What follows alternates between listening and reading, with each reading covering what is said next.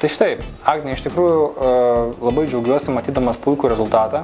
Tai išlaikykime tą patį tempą ir būtent tam aš šiandien sudariau galutinai tavo mitybos planą, strategiją, kuri yra paremta viena galbūt pačiai negirdėta, aš nežinau, ar esi girdėjusi Eko Atkinson strategiją mitybos. Eko Atkinsonas skiriasi tuo, kad ten didelė baltymų dalis yra iš augalinės kilmės. Ir tai reiškia, kad baltymai, kurie gaunami iš vaisių, daržovių, yra ypatingai svarbus ir jie be abejo nekenkia žmogaus organizmui, o priešingai sustiprina ir padeda jam.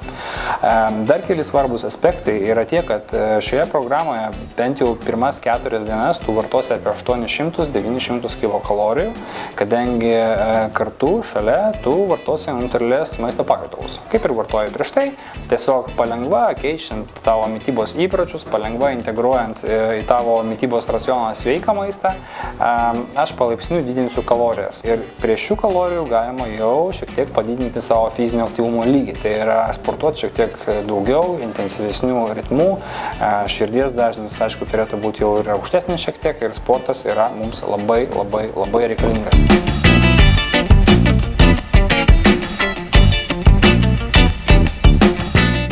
Kas yra? Žinok, man viskas skauda. Tai čia, matai, tai čia yra toks dalykas, kai žmogus nesportavo ir pradeda sportuoti. Tu negalvoji, kad tau yra gripas. Ne, tikrai Kitos, žinokit, moteris galvoja, kad jos užpuolė ligos. Tai žinokite, tai yra labai normalu. Ir vis tiek tavo krūvis yra labai jau mažas, žinok. Kaip tavo kolegos žiūri į tavo tokį pasikeitus iš tikrųjų gyvenimą? Jie gal pastebi? Žinok, taip pastebi, bet jie žinai, ką pagalvoja, kad aš dėl kažko tai nerimauju ir blaškausi. Ir visą laiką, kai turi surinkti tos žingsnis, jis sako, ko tu čia blaškaisi, kas ne taip, ko blaškaisi.